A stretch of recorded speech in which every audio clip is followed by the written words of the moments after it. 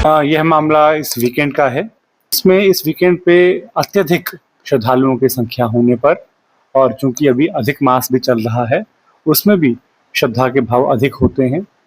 तो उसको देखते हुए वन वे का इम्प्लीमेंटेशन किया गया था, जिसके अंतर्गत जो हमारा जेपी चौक है, वहाँ से बड़चौक होते हुए दर्शन करके झूला पुल से वापसी होती है।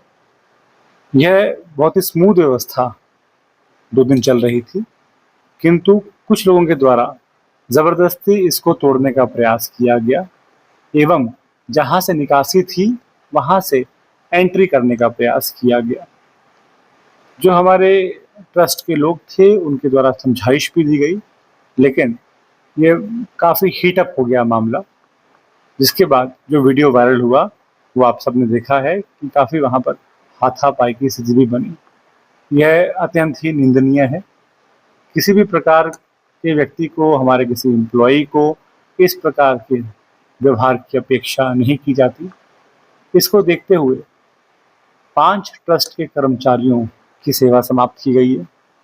साथ में एक सुपरवाइजर को भी बर्खास्त किया गया है। श्रद्धालुगणों से भी अपील करना चाहेंगे, हम समझते हैं कि कई बार भीड़ अधिक होने की वजह से समय अधिक लग जाता है और धूप भी अधिक है, लेकिन भगवान के दर्शन यदि करने आएँ तो कृपया प्रशासन का सहयोग करें।